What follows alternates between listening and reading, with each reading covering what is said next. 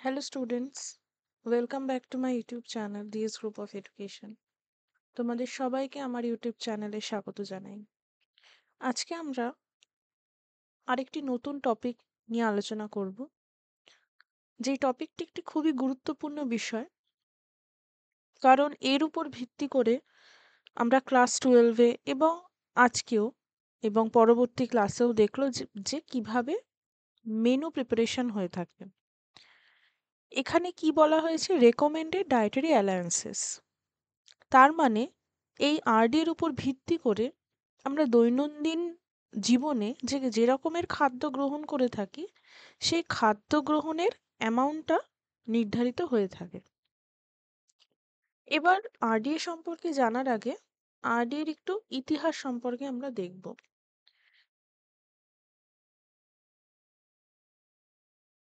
এখানে কি বলা হচ্ছে, ন্যাশনাল ইনস্টিটিউট অফ নিউট্রিশন অর্থাৎ NIN ভারতীয়দের খাদ্য ব্যবস্থা সম্বন্ধে দীর্ঘদিন ধরে গবেষণা চালিয়ে যাচ্ছে। ICMR আরেকটি সংস্থা, ICMR ICMR এর উপদেষ্টা কমিটি প্রথম প্রথম কবে 1944 সালে ভারতীয়দের খাদ্যে পুষ্টির প্রয়োজনীয় উপাদান সম্বন্ধে কিছু সুপারিশ করেন। তারপর কি হয়, 1958 সালে, তারপর আবার 1968 সালে, তার মানে 1944 থেকে 1958 হলো, তারপর 1968 হলো, এবং তারপর আমরা যদি দেখি 1980 সালে আবার তার সংশোধন করে ভারতীয়দের দৈনিক খাদ্য বরাদ্দের তালিকা প্রকাশ করা হয়। এবার যেটা সম্পর্কে আমরা একটু বেশি জানি তা হলো 2010 সালের আরডিএ। 2010 সালের আরডিএ মূলত বইতে আমরা দেখে থাকি, কারণ পাবলিশাররা 2020 সালের আরডিএ কে এখন অবধি সেইভাবে কিন্তু ইনক্লুড করেনি, কারণ এটা রিভিশন এখনো চলছে। 2020 সালে যেটা এখানে লেখাও আছে যে 2010 সালে তালিকা সংশোধন হয় এবং 2020 সালে আবার একটি নতুন আরডিএ আসে, এবং সেইটি কিন্তু একদম নির্ধারিত আরডিএ হয় না। সেই যে পিডিএফ বা বলতে পারি আমরা শর্ট সামারি বলতে পারি, আমি লিঙ্কটি আমার টেলিগ্রাম চ্যানেলে অবশ্যই দিয়ে দেবো, তোমরা ওখান থেকে গিয়ে অরিজিনাল পিডিএফটা দেখে নিতে পারবে। 2010 সালের পর কিন্তু আবার 2020 সালে এই আরডিএ আসে এবং 2023 আবার 2024 সালে এই আরডিএ কিন্তু পুনর্গঠিত হয়, কারণ অনেক কিছু জিনিসের ঠিক করা বাকি ছিল। ঠিক আছে, এই ঠিকটা খুব একটা বেশি পরিমাণে ঠিক না। 2020 সালের আরডিএ এর পর 2023 এবং 2024-এ রিভাইজড আরডিএ আসে। তাহলে এই ছিল আরডিএর একটি সংক্ষিপ্ত, আমি বলতে পারি, ইতিহাস। এবার তোমাদের বলেছে যে ব্যালেন্সড ডায়েট, সুষম খাদ্য কি। এই যে আইসিএমআর এর পুষ্টিবিজ্ঞানীরা 2010 সালে সমস্ত খাদ্যকে 4টে শ্রেণীতে ভাগ করেন। সেই 4টে শ্রেণী কি কি? দানাশস্য, মিলেট এবং ডাল, শাকসবজি ও ফল, দুধ, মাংস এবং মাংসজাত খাদ্য, চর্বি, তেল, চিনি, গুড় ইত্যাদি। এসব খাদ্য বিভাগ থেকে আমাদের খাদ্যে প্রতিদিনই কিছু না কিছু থাকে, এবং এই তালিকাটা হলো দৈনিক যে খাদ্য আমরা তৈরি করি তার একটা পথ নির্দেশক বা গাইড। দৈনন্দিন খাদ্যে পুষ্টির পরিপোষক উপাদানগুলো উপস্থিত থাকলে একটি অভিপ্রেত ফল লাভ হয়, তা হলো সুষম খাদ্য প্রস্তুতি। সাপোজ একটা প্লেট, এই প্লেটটা তুমি লাঞ্চে খাবে, ঠিক আছে, এর মধ্যে যদি একটু ডাল থাকে, একটু ভাত থাকে, একটু তরকারি থাকে, একটু রায়তা থাকে, বা একটু ডিম থাকে, তাই না, একটু সয়াবিন থাকে, তার মানে কি সমস্ত কিছু পেলে, সমস্ত নিউট্রিয়েন্টস পেলে। সেই নিউট্রিয়েন্টসটা কি হলো, সেই নিউট্রিয়েন্টসের থেকে তুমি অনেক গুণ পাচ্ছ, যেগুলো সম্পর্কে আমি আবার আলোচনা করছি না, আমরা আগের ক্লাসগুলোতে অলরেডি ডিসকাস করেছি যে কি কি গুণ আমরা পেয়ে থাকি। এবার বলছে সুষম খাদ্যে পুষ্টির বিভিন্ন উপাদানগুলো যথোপযুক্ত পরিমাণে থাকে এবং যথার্থ অনুপাতে উপস্থিত থাকে। খাদ্যের মূল ৪টি বিভাগের উপযুক্ত সংমিশ্রণের দ্বারা সুষম খাদ্য পাওয়া যেতে পারে। এমন না যে আমি ৪টে গ্রুপের থেকে একটা গ্রুপকে দিলাম না বাট স্টিল আমি একটা ব্যালেন্স ডায়েট পাবো। It can't be possible. আমাকে ৪টেই দিতে হবে। ৪টে গ্রুপের থেকে কিছু, কিছু সিলেক্টিভ জিনিসপত্র দিতে হবে। বলছে যে কার্বোহাইড্রেট থেকে ক্যালোরির মোটামুটি 50 থেকে 70% আমরা পেয়ে থাকি। প্রোটিন থেকে কতটা পাই? ওই ১০ থেকে ১৫% পাই। আর যে ভিজিবল এবং যে ফ্যাটগুলো রয়েছে সেখান থেকে মোটামুটি ২০ থেকে ৩০% কিন্তু আমরা পেয়ে থাকি। সুষম খাদ্যে কিন্তু শুধুমাত্র এদেরকে ইনক্লুড করার কথা বলেই সীমাবদ্ধ থাকেনি। বলেছে অ্যান্টিঅক্সিডেন্ট, ডায়েটারি ফাইবার, ফাইটোকেমিক্যাল এদেরকেও ইনক্লুড করতে হবে। কারণ এরা কিন্তু কোনো রকম ক্যালোরি বাড়াচ্ছে না বাট স্টিল বডিকে কিন্তু এরা ইমিউনিটি প্রদান করে এবং আরও অনেক পজিটিভ ভূমিকা নিয়ে থাকে। তাহলে এই ছিল সুষম খাদ্যের একটি সংজ্ঞা। এবার আমরা আস্তে আস্তে আরডি এর একটু অন্তর্নিহিত অর্থগুলো দেখব। তার আগে একটি গ্রাফ আমি এখানে দিয়েছি। বেশি গ্রাফটা সম্পর্কে আমাদের ভাবার দরকার নেই। কারণ গ্রাফটা আমাদের পরীক্ষায় আসবে না। কিন্তু পরবর্তী জিনিসগুলো বোঝার ক্ষেত্রে গ্রাফটা প্রয়োজন। Distribution of the requirements of nutrient in a population showing the ANR or the EAR and the RNI or the RDA, the TUAble and also depicted as an intake in excess. এখান থেকে তিনটে জিনিসকে আমি জানবো। একটা আমার RDA, একটা আমার EAR, আর একটা আমার TUL, টলারেবল আপার লিমিট। সেটা কি জিনিস হয়? সেই জিনিসটা হচ্ছে ধরো আজকে তোমার দৈনন্দিন খাদ্য তালিকায় 50 গ্রাম প্রোটিন থাকার কথা। বাট তুমি 50 গ্রামের জায়গায় 70 গ্রাম প্রোটিন নিয়ে নিলে। অনেক ডিম খেলে, তারপর অনেক তুমি কি করলে? সয়াবিন খেয়ে নিলে। মানে যত প্রোটিনেশিয়াস সোর্স রয়েছে সব খেয়ে নিলে। এবার সেটা শুধু আজকে না, মানে শুধু স্যাটারডের জন্য তুমি এটা খেলে না। তুমি স্যাটারডে থেকে শুরু করে আগামী 30 দিন বা 40 দিন এই রকমই খুব হাই প্রোটিন ইনটেক করছো। এবার কি হবে? বডির তো একটা সার্টেন অ্যামাউন্ট অফ প্রোটিনের দরকার হয়। যখনই জিনিসটা বেশি হবে কি হবে? ডিপোজিশন হবে। তার মানে কি হবে? ওর বাকি জিনিসটার দরকার নেই। তাই না? তখন কিন্তু টক্সিসিটি হয়ে যাবে। তার মানে কি? প্রোটিন এক্সেস হয়ে যাবে। সেই কারণে এই যে টিইউএল বা টলারেবল আপার লিমিট এটা কি বলে?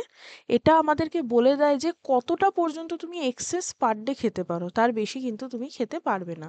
তার মানে এটা কোনো না কোনোভাবে আমাকে একটা সতর্কবাণী দিয়ে দেয়। ঠিক আছে? আরডিএ সম্পর্কে তো আমরা অলরেডি জানলাম। ইএআর, ইএআর আমার বলতে পারি যে, যে টোটাল আরডিএটা আমি নিচ্ছি পার ডে হিসাবে তার এভারেজ একটা, তার এভারেজ 50% আমাকে বলছে যে তুমি এরকমভাবে খেতে পারো। ঠিক আছে? Estimated average requirement. এবং এই গ্রাফটার মাধ্যমে সেটাই দেখিয়েছে যে ব্যালেন্সে থাকতে হবে আমাকে। সেটা আরডিএ বলো, সেটা ইএআর বলো বা সেটা টিউএল বলো, সবাইকে ব্যালেন্সে থাকতে হবে। বলছে পুষ্টির মান বা যেটা ইএআর একটি নির্দিষ্ট জীবন পর্যায় এবং লিঙ্গ গোষ্ঠীতে সুস্থ ব্যক্তিদের দৈনিক পুষ্টি গ্রহণের গড় স্তরকে বোঝায়। ঠিক আছে? এবং ইএআর বা আরডিএ কিন্তু আমরা গণনা করি, গণনা করে তার ব্যবহার করি এবং আমরা দেখব যে আরডিএ বিভিন্ন কাজে কিন্তু আমাদেরকে সাহায্য করে থাকে। বলছে প্রস্তাবিত খাদ্য তালিকাগত ভাতা মানে আরডি এর বাংলা অর্থ দাঁড়ায় বেশিরভাগ সুস্থ ব্যক্তির পুষ্টির চাহিদা পূরণের জন্য পর্যাপ্ত পরিমাণে প্রয়োজনীয় পুষ্টি গ্রহণের একটি নির্দেশিকা। বয়স, লিঙ্গ, জীবন পর্যায় তার মানে কেউ যদি গর্ভাবস্থা বা স্তন্যদান অবস্থায় থাকেন বা ল্যাকটেটিং পিরিয়ডে থাকেন সেক্ষেত্রে তার রিকোয়ারমেন্টটা একটু ডিফারেন্ট হয়ে থাকে। আরডি এর কিছু মূল উপাদান রয়েছে। কি কি? প্রথম তো আরডিএ নিজে, ঠিক আছে? কি? প্রায় সকল মানে এই যে আরডিএ, প্রত্যেকদিন যে আরডিএটা আমরা নেব সেটা প্রোটিনের হতে পারে বা অন্য কোনো ভিটামিনের হতে পারে, মিনারেলের হতে পারে। সেখান থেকে বলছে যে 97 থেকে 98% টোটাল আমি আমার যে রিকোয়ারমেন্ট সেটা ফুলফিল হয়ে যাবে। তার মানে 100% কিন্তু অ্যাসিওর করে না। তারপর রয়েছে এডিকুয়েট ইনটেক বা AI. It's not artificial intelligence, it adequate intake. RDA প্রতিষ্ঠার জন্য পর্যাপ্ত প্রমাণ না থাকলে ব্যবহার করা হয়। কারণ আরডিএটা অনেক সময় ডিফার করতে পারে যদি কোনো ডিজিজ কন্ডিশন হয়, লাইক কেউ যদি ফিভার কন্ডিশনে হয় বা কারো ডায়াবেটিস মেলাইটাস রয়েছে, তাই না? তখন আমরা এই এআইকে ইউজ করে থাকবো। আর ইয়ার সম্পর্কে তো আমরা অলরেডি বললাম যে 50% সুস্থ ব্যক্তির চাহিদা পূরণের জন্য আনুমানিক গড় দৈনিক গ্রহণের স্তর। ইয়ার হলো মৌলিক মান যা ব্যক্তি এবং জনসংখ্যা বা গোষ্ঠীর পুষ্টির পর্যাপ্ততা এবং পুষ্টির প্রয়োজনীয়তা মূল্যায়ন করতে ব্যবহার করা হয়। ইয়ার ব্যক্তি এবং গোষ্ঠী বা জনসংখ্যার খাবার পরিকল্পনার জন্য ব্যবহৃত করা হয়। তারপর কি, যেটা আমরা টিউএল বা ইউএল যা বলা হোক না কেন, আপার লিমিট, দৈনিক গ্রহণের ফলে স্বাস্থ্যের ওপর কি প্রতিকূল প্রভাব পড়তে পারে সেটা কিন্তু ইউএলটা সম্ভাবনা কমিয়ে দেয়। এবার যেটা নিয়ে আমরা এত আলোচনা করছি, দ্যাট ইজ আওয়ার আরডিএ। এই হচ্ছে সেই আরডিএ চার্ট। আরেকটু জুম করলে তোমরা দেখতে পাবে যে অ্যাডাল্ট মেনদের ক্ষেত্রে আমরা জানি সেডেন্টারি মডারেট হেভি হয়, তাদের বডি ওয়েট 65 কেজি থাকার কথা, এবং প্রোটিনের যে রিকোয়ারমেন্টটা সেই রিকোয়ারমেন্টটা পার ডে হিসাবে দিয়েছে এবং টোটাল দিয়ে দিয়েছে। এবং ডায়েটারি ফাইবার তাদের ক্ষেত্রে তিনজনের ক্ষেত্রে তিন রকম, ক্যালসিয়াম এতটা দিতে হবে, ম্যাগনেসিয়াম এতটা দিতে হবে, আয়রন, জিঙ্ক, আয়োডিন, থায়ামিন রয়েছে সেটাও ডিফার করছে, রাইবোফ্ল্যাভিনও ডিফার করছে, নায়াসিন ডিফার করছে, ভিটামিন বি সিক্সও ডিফার করছে। আমাদের যেটা ফোলেট রয়েছে সে রয়েছে 300, ভিটামিন বি12, vitamin C, vitamin A, vitamin D. এবং প্রত্যেকের ক্ষেত্রে অ্যাডাল্ট ওম্যান, প্রেগনেন্ট, ল্যাকটেটিং, ইনফ্যান্টের আবার দুটো ভাগ রয়েছে, চিলড্রেনের তিনটে ভাগ, এবং অ্যাডোলেসেন্ট যে পর্যায়, সবার ক্ষেত্রে পুরো নিউট্রিশনের যে লিস্টটা, পুরো নিউট্রিয়েন্টের যে লিস্টটা, সেটা কিন্তু এখানে প্রকাশ করা হয়েছে। এবং এটা কিন্তু রিভাইজড গাইডলাইন অনুযায়ী। এবং এখানে যেটা বলছিলাম ইএআর, এই ইএআর অনুযায়ীও কিন্তু লিস্টটা এখানে দেওয়া রয়েছে। এবার বলছে প্রাপ্তবয়স্ক ব্যক্তির সুষম খাদ্য তালিকা। দেখো, সুস্বাস্থ্য গঠন করতে বিভিন্ন খাদ্য উপাদানের প্রয়োজন, এবং বয়সে যখন দৈহিক বৃদ্ধি কমে যায় তখন বিভিন্ন প্রকার কাজকর্ম করার জন্য শক্তির প্রয়োজন হয়। এছাড়া ক্ষতিগ্রস্ত যে আমাদের কোষগুলো থাকে যেগুলো কাজ করতে করতে ড্যামেজড হয়ে যায়, সেই ড্যামেজড সেলগুলোকে পুনর্গঠনের জন্য এবং আমাদের বিভিন্ন যে শারীরবৃত্তীয় কার্যকলাপ সেটাকে ঠিক মতন চালনা করার জন্যও কিন্তু, আর ডেফিসিয়েন্সি, ঠিক আছে, ডেফিসিয়েন্সি ডিজিজগুলো কমব্যাট করার জন্যও কিন্তু আমাদেরকে প্রপার ডায়েট নিতে হয়। এবং কি বলছে যে উচ্চতা, কাজের প্রকৃতি, শারীরবৃত্তীয় অবস্থার উপর ক্যালোরির যে চাহিদা সেই চাহিদা নির্ভর করে থাকে। এবার বলছে যে এই যে অ্যাডাল্ট ইন্ডিভিজুয়াল, এই অ্যাডাল্ট ইন্ডিভিজুয়ালের ক্ষেত্রে যদি সে সেডেন্টারি ম্যান হয় এবং তার যদি 65 কেজি ওয়েট হয়, তাহলে সেক্ষেত্রে তার ফুড কম্পোজিশন কি কি হওয়া উচিত, যেরকম এখানে বলে দিয়েছে, একটু উল্টে দেখতে হবে, সিরিয়াল, পালসেস, এবং সেটা কতটা কতটা করে দিতে হবে। এটা তো গেল ফুড কম্পোজিশন, ঠিক আছে। কিন্তু আমি এনার্জি কত দেব, প্রোটিন কত দেব, সেগুলো এখানে দেখো মেনশন করা রয়েছে। এটার উপর বেস করেই কিন্তু তাদের যে মেনুটা সেটা আমি তৈরি করে থাকবো। এবং এখানে বলেছে যে এই সেডেন্টারি কারা, এদেরকে আমি সেডেন্টারি বলবো। এটা একটা উদাহরণ হিসাবে কেউ ক্যারাম খেলছে, ফোনে কথা বলছে, ডেস্কটপে বসে কাজ করছে, হাঁটছে, এই সমস্ত ধরনের যে কাজকর্মগুলো হয় সেগুলোকে আমরা সেডেন্টারি ওয়ার্কের মধ্যে ফেলবো। এবার একজন আম অ্যাক্টিভ ম্যান, মানে মডারেটলি অ্যাক্টিভ ম্যান যার ওয়েট 65 কেজি, তার ক্ষেত্রে কিরকম চেঞ্জ হবে? দেখো, ওখানে যদি মনে থাকে তাহলে সিরিয়াস 270 দেখেছিলাম, এখানে 390 হয়ে গেল। এনার্জি কতটা বদলে গেল? প্রায় 2640, ঠিক আছে, যদি ননভেজ হয় 2516, ঠিক আছে। সেই অনুযায়ী কিন্তু এদের বাকি নিউট্রিয়েন্টসগুলো ক্যালকুলেট করা হবে। এবং মডারেট কাকে বলছে? এই ধরনের কাজ যারা করে থাকে তাদেরকে মডারেট অ্যাক্টিভ ওয়ার্কার কিন্তু বলা হয়ে থাকে। এবার একটা স্যাম্পল মেনু। স্যাম্পল মেনু কেমন? যদি সেডেন্টারি অ্যাডাল্ট ম্যান হয়, ঠিক আছে, তাহলে সেক্ষেত্রে ব্রেকফাস্টে কি দিতে পারি? মিল্ক প্রায় 100 ml, মানে এখানে আমি রেসিপিটাই বলছি যে milk or tea or coffee, যেটা হাফ কাপ, 2 কাপ, কাপস সম্পর্কে তোমাদের আইডিয়া হয়ে গেছে, বিকজ তোমরা যারা প্র্যাকটিক্যাল ক্লাসে কাপস অ্যান্ড মেজারমেন্টের ওই বিষয়গুলো দেখেছিলে তারা জানো যে এই কাপস বলতে বেসিক্যালি কোন সার্ভিং কাপের কথা বলা হচ্ছে। আচ্ছা, এছাড়াও সিরিয়ালস গ্রুপের মধ্যে ব্রেকফাস্ট আইটেম আমরা যা কিছু একটা বানিয়ে দিতে পারি, যেগুলো আমরা নর্মালি ব্রেকফাস্টে খেয়ে থাকি। লাঞ্চে কি দিতে পারি? আমরা লুচি দিতে পারি, রাইস দিতে পারি, ভেজ কারি, ডাল, স্যালাড দিতে পারি, দই দিতে পারি। ঠিক আছে? আর টি বলতে বেসিক্যালি এটা আফটারনুন টাইমকে বোঝায়। আফটারনুন টাইমকে অনেক জায়গায় টি হিসাবে মেনশন করা হয়ে থাকে। তো কি দিতে পারি? কোনো স্ন্যাক আইটেম বা টি দিতে পারি। এছাড়া ডিনারে কি দেবো? এটা খানিকটা আমার লাঞ্চের মতনই কিন্তু রিপিটেশন হবে। এখানে দেখো মেনশন করে দিয়েছে 1 cup is equal to 200 ml, যেগুলো তোমরা অলরেডি জানো। এবং ব্রেকফাস্ট আইটেমের মধ্যে দেখো এখানে বলেছিল শুধু ব্রেকফাস্ট আইটেম। ওকে, ব্রেকফাস্টের মধ্যে ব্রেকফাস্ট আইটেম বলেছে। তো এই ব্রেকফাস্ট আইটেম অনেক কিছু হতে পারে। যদি তুমি ইডলি দাও 4টে দেবে, দোসা দিলে 3টে, উপমা দিলে 1 থেকে হাফ কাপের মতন, যদি ব্রেড দাও 4টে স্লাইস দিতে পারবে, পরিচ দিলে মানে পায়েসের মতন তাহলে 2 কাপ, কর্নফ্লেক্স উইথ মিল্ক দিলে 2 কাপ। এবং যদি স্ন্যাক্সের কথা যেটা আমরা বললাম, এখানে মেনশন ছিল আফটারনুনে যে স্ন্যাক আইটেম বলেছে। স্ন্যাক আইটেমের মধ্যে কি কি পড়তে পারে? পোহা, যেটা আমরা চিড়ের পোলাও বলি, টোস্ট হতে পারে, সামোসা হতে পারে, স্যান্ডউইচ, বিস্কুট। এই সামোসা কিন্তু ডিপ ফ্রাইড না, একটু হেলদি। এবার হচ্ছে চলে আসি সেডেন্টারি মহিলাদের ক্ষেত্রে, যাদের ওয়েট 55 কেজি। তাদের ক্ষেত্রে কি হচ্ছে? তাদের ক্ষেত্রে আমরা এখানে ফুড কম্পোজিশন দেখতে পাচ্ছি, আর এখানে নিউট্রিয়েন্টের লিস্টটা দেওয়া রয়েছে, সেই অ্যাকর্ডিং ডায়েট প্ল্যান হবে। এবং সেডেন্টারি কারা? সেম অ্যাজ কাজের মাধ্যমে আমরা বুঝতে পারি যে এরা সেডেন্টারি গ্রুপের মধ্যে পড়ছে। এবার একজন মডারেটলি অ্যাক্টিভ ওম্যান, তার ক্ষেত্রে নিউট্রিয়েন্টের কি তারতম্য হবে? তারও ওয়েট 55 কেজি এবং ঠিক এই রকম তার নিউট্রিয়েন্ট লিস্টেড করা রয়েছে। যদি আমি দেখি তাহলে সেক্ষেত্রেও কিন্তু এই গ্রুপটা কি হচ্ছে? মডারেটলি অ্যাক্টিভ ওয়ার্কের মধ্যে পড়ছে। এবং তাদের একটা স্যাম্পল মেনু দেওয়া হয়েছে সেম অ্যাজ আগের মতন। আমি যদি রেসিপির অ্যাকর্ডিং দেখি তাহলে সেমই রয়েছে, কোনো ডিফারেন্স সেইভাবে নেই। এবং এখানেও কিন্তু মেনশন করা রয়েছে। এবার আরডিএতে আমরা আরও দুটো জিনিস দেখে থাকি। একটা আমরা টার্ম পাই রেফারেন্স ম্যান, আর একটা হচ্ছে রেফারেন্স ওম্যান। তো রেফারেন্স ম্যান কি? 19 থেকে 39 বছরের মধ্যে বয়স হবে, ওজন হবে 65 কেজি, উচ্চতা হবে প্রায় 1.77 মিটার, যার বিএমআই হবে 20.75, রোগমুক্ত হবে, অ্যাক্টিভলি কাজের সাথে যুক্ত হবে, ফিজিক্যালি খুব অ্যাক্টিভ হবে, এবং প্রত্যেক দিন যে তার কাজের টাইমিং থাকবে তার মধ্যে সে 8 ঘন্টা সেই কাজে যুক্ত থাকবে।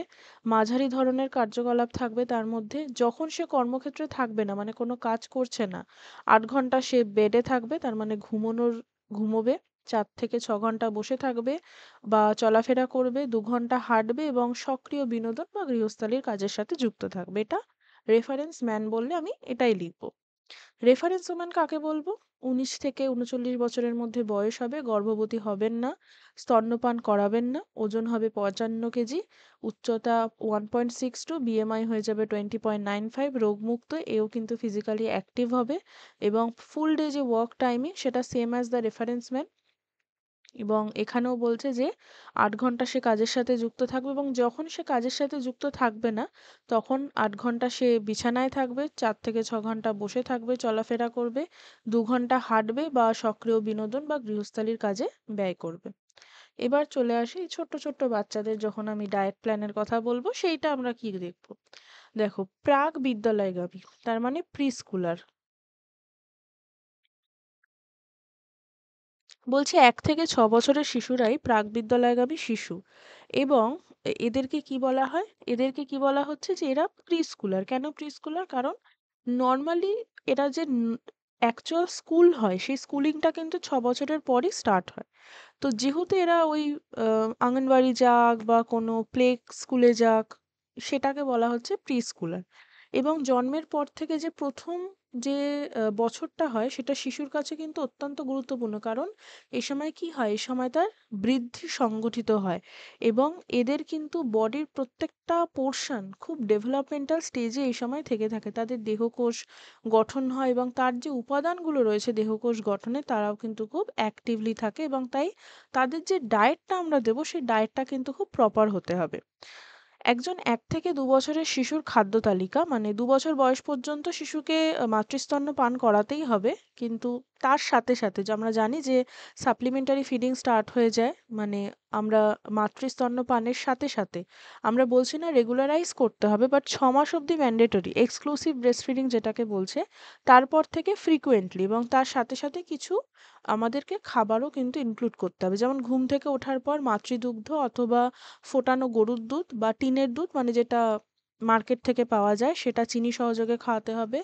৭টা থেকে ৫টা ৭টা থেকে ৮টার মধ্যে ২ চামচ খিচুড়ি কিংবা রুটির, সাপোজ রুটির যে উপরের পাতলা পোরশনটা থাকে সেই পাতলা পোরশনটা দুধে ভিজিয়ে বা রুটি মাখন বা ডিম সিদ্ধ কিংবা পোঁচ বা ফলের রস বা সিদ্ধ ফল বা নরম ফল দিয়ে খাওয়াতে হবে। ১২টা থেকে ১টা ১ চামচ ভাত এবং তার সাথে তরকারির স্যুপ, মাছ অথবা মাংস এবং ডাল সিদ্ধ অথবা সবুজ শাকসবজি। ৩:৩০ থেকে ৪টে মাতৃদুগ্ধ অথবা ফোটানো গরুর দুধ বা টিনের কৌটের দুধ এবং তার সাথে চিনি। ৬টা থেকে ৭টা ২ চামচ নরম ভাত ও ডাল এবং ২ চামচ সুজির পায়েস বা কাস্টার্ড। রাত্রে ঘুমানোর সময় অর্থাৎ আগে মাতৃদুগ্ধ অথবা ফোটানো গরুর দুধ কিংবা টিনের দুধ চিনি সহযোগে। ওকে? প্রাকবিদ্যালয়গামী শিশুর খাদ্য তালিকা, যাদের বয়স হচ্ছে ৫ বছর। সকালবেলা ১ গ্লাস দুধ, ২টো বিস্কুট খেয়ে সে স্কুলে যাবে। ৭টা থেকে ৯:৩০ তার ব্রেকফাস্ট টাইমিং হবে ডালিয়া, সামান্য অঙ্কুরিত মুগ বা ছোলা। মধ্যাহ্নভোজন বা লাঞ্চে সে ভাত সবজি সহ ডাল, সাথে ১ টুকরো মাছ ভাজা ও দই এবং ১ টুকরো লেবু। বিকেলের টিফিনে নারকেলের ২টো নাড়ু, ১টা পেয়ারা কিংবা কলা খেতে পারে। রাতের যে ভোজনটা হবে সেখানে ভাত সবজি সহ ডাল, আলু সিদ্ধ, সুজির পায়েস কিংবা কাস্টার্ড। এবার হচ্ছে বিদ্যালয়গামী, তার মানে যারা এবার স্কুলে যাচ্ছে, ঠিক আছে? তাদের ক্ষেত্রে নিউট্রিশনটা কেমন হবে? তাদের ক্ষেত্রে দেখো আমি এখানে বলেছি যে কি, কি আইটেম আমি লিস্টে দিতে পারি এবং এই যে স্কুল গোয়িং বাচ্চা, এদের ক্ষেত্রে একটা ইম্পোর্টেন্ট রোল থাকে স্কুল টিফিনের। কারণ তারা দিনের কিন্তু অনেকটা সময় স্কুলে কাটাচ্ছে। তো তাদের যে স্কুল টিফিনটা আমি দেবো সেটাও কিন্তু একটা খুব ইম্পর্টেন্ট জায়গায় থাকবে। যেমন কি, কি দিতে পারি? এখানে বলে দিয়েছে উপমা হয়ে গেল, দোসা, পোহা, কার্ড রাইস উইথ ভেজিটেবলস।